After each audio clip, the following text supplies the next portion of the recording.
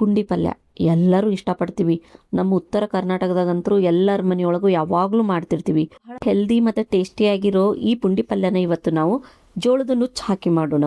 ಆಮೇಲೆ ಬಹಳ ಸರಳವಾಗಿ ಇದನ್ನು ಯಾವ ರೀತಿ ಮಾಡೋದು ಅನ್ನೋದನ್ನು ನಾನು ನಿಮ್ಮ ಜೊತೆ ಶೇರ್ ಮಾಡ್ತೀನಿ.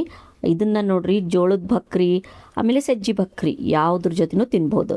ಹರೇ ಶ್ರೀನಿವಾಸ ಸ್ವಾದಿಷ್ಟ ರೆಸಿಪಿಗೆ ಸ್ವಾಗತ. ಈಗ ಇದು ಪುಂಡಿ ಸೊಪ್ಪನ್ನು ಅಂತಾರ, ಕೆಲವರು ಇದಕ್ಕೆ ಗೊಂಗುರು ಸೊಪ್ಪು ಅಂತಾರ. ನಮ್ಮ ಕಡೆಗೆಲ್ಲ ನಾವು ಇದಕ್ಕೆ ಪುಂಡಿ ಪಲ್ಯ ಅಂತೀವಿ. ಪುಂಡಿ ಪಲ್ಯನ ತಂದು ಎಲೆಯಾಗಿ ಆರಿಸ್ಬೇಕು. ಹಿಂದೆ ದಂಟಿ ಇರಬಾರ್ದು ನೋಡ್ರಿ, ಪ್ರತಿಯೊಂದು ಈ ರೀತಿ ಎಲೆಯಾಗಿ ಆರಿಸ್ಕೋಬೇಕು. ಇವಾಗ ಇದನ್ನ ನಾನು ಚಂದ ಸ್ವಚ್ಛ ಆರಿಸ್ಕೊಂಡು ತೊಳೆದು ಸ್ವಲ್ಪ ಒಂದು ಗಾಳಿ ಹಿಂಗೆ ಬಿಟ್ಟಿನಿ. ಆಮೇಲೆ ಇದನ್ನ ನಾನು ಎಷ್ಟು ಸಾಧ್ಯನೋ ಅಷ್ಟು ಸಣ್ಣಗಾಗಿ ಹೆಚ್ಕೊಳ್ತೀನಿ. ಇವಾಗ ಎಷ್ಟು ತಗೋಬೇಕಪ್ಪ ಇದು ಅಂತಂದ್ರೆ, ನೀವು ಯಾವ ಬಟ್ಟದ ಅಳತಿ ಒಳಗೆ ನೀವು ನುಚ್ಚು ತಗೋತಿರಲ್ಲ ಅದರ 5ರಷ್ಟು ಈ ಪಲ್ಯ ಇರ್ಬೇಕು. ಅಂದ್ರೆ ಸ್ವಲ್ಪ ಹುಳಿಯಾಗಿ ಆಗ್ತದ. ನಿಮಗೆ ಏನಾದ್ರೂ ಕಡಿಮೆ ಹುಳಿ ಬೇಕಾಗಿತ್ತು ಅಂದ್ರೆ 4 ಬಟ್ಲ ಆದ್ರೂ ತಗೋಬೇಕು. ಬಹಳ ಕಡಿಮೆ ಆದ್ರೂ ಈ ಪಲ್ಯ ಟೇಸ್ಟಿ ಆಗೋದಿಲ್ಲ. ಒಂದು ಪಾತ್ರೆ ಒಳಗ ಒಂದ್ ಸ್ವಲ್ಪ ಎಣ್ಣೆ ಹಾಕೋಣ. ಎಣ್ಣೆ ಒಳಗ ಒಂದ್ ಸ್ವಲ್ಪ ಕಡ್ಲಿಬೇಳೆ ಮತ್ತ ಒಂದು ಸ್ವಲ್ಪ ಈ ಶೇಂಗಾದ ಬೀಜ ಹಾಕೊಳ್ಳೋಣ. ಈ ಕಡ್ಲಿಬೇಳೆ ಶೇಂಗಾದ ಬೀಜ ನೋಡ್ರಿ, ನೀವು ಕ್ವಾಂಟಿಟಿಗೆ ತಕ್ಕಂತೆ ಹೆಚ್ಚಿಗೆ ಹಾಕೋಬಹುದು. ಜಾಸ್ತಿ ಹಾಕೋದ್ರಿಂದ ಟೇಸ್ಟ್ ಚಲೋ ಬರ್ತದೆ. ಎಣ್ಣೆ ಒಳಗ 1-2 ನಿಮಿಷ ಇದನ್ನ ಫ್ರೈ ಮಾಡ್ಕೊಳ್ಳೋಣ.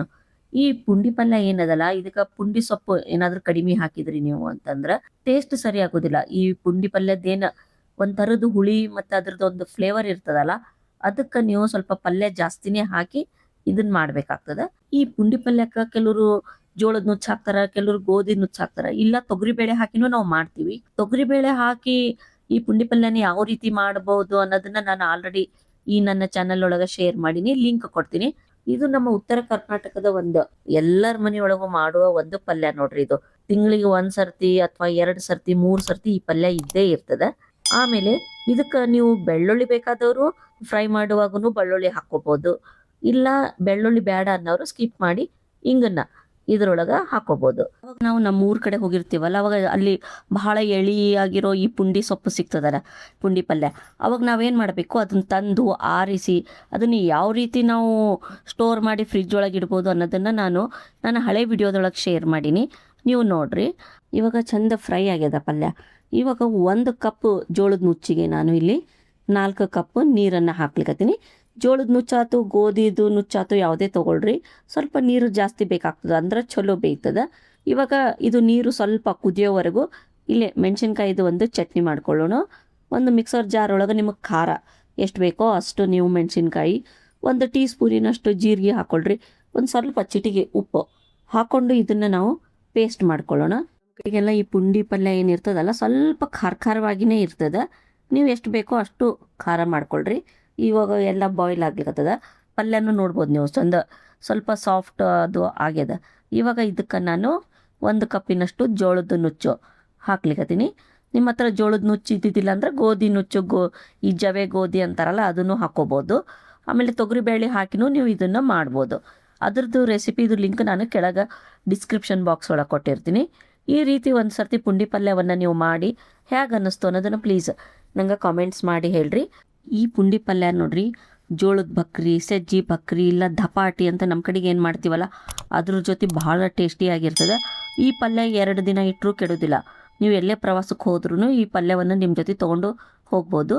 ಇವಾಗ ಇದಕ್ಕೆ ನೀವು ಎಷ್ಟು ಖಾರ ಬೇಕು ನೋಡಿ ಆ ಮೆಣಸಿನ್ಕಾಯಿನ ಇದ್ರೊಳಗೆ ಹಾಕ್ರಿ. ಆಮೇಲೆ ರುಚಿಗೆ ಎಷ್ಟು ಬೇಕೋ ಅಷ್ಟು ಉಪ್ಪನ್ನು ಹಾಕಿ ಚಲೋ ಮಿಕ್ಸ್ ಮಾಡಬೇಕು. ಆಮೇಲೆ ಈ ನನ್ನ ಚಾನೆಲ್ ಒಳಗೆ ಆಲ್ರೆಡಿ ನಾನು ಧಪಾಟಿ ಯಾವ ರೀತಿ ಮಾಡ್ಬೋದು, ಆಮೇಲೆ ಈ ಸಜ್ಜಿ ಬಕ್ರಿ ಸಾಫ್ಟಾಗಿ ಈಸಿಯಾಗಿ ಬಹಳ ಸರಳವಾಗಿ ಯಾವ ರೀತಿ ಮಾಡಬೇಕು ಎಲ್ಲವನ್ನು ನಾನು ಆಲ್ರೆಡಿ ಶೇರ್ ಮಾಡೀನಿ. ಒಂದು ಸರ್ತಿ ನನ್ನ ಚಾನಲನ್ನು ವಿಸಿಟ್ ಮಾಡಿ ನೀವು ಫಾಲೋ ಮಾಡ್ಬೋದು. ಇವಾಗ ಚಂದ ಇದನ್ನು 1-2 ನಿಮಿಷ ಮುಚ್ಚಿ ಬೇಯಲಿಕ್ಕೆ ಬಿಡೋಣ. ಆಮೇಲೆ ಈಗ 1-2-3 ನಿಮಿಷ ಆದಮೇಲೆ ನೋಡ್ಬೋದು ನೀವು ಚಂದ ಬೇಯ್ದು ಕಲರ್ ಎಷ್ಟು ಚಂದ ಬಂದಿರ್ತದೆ.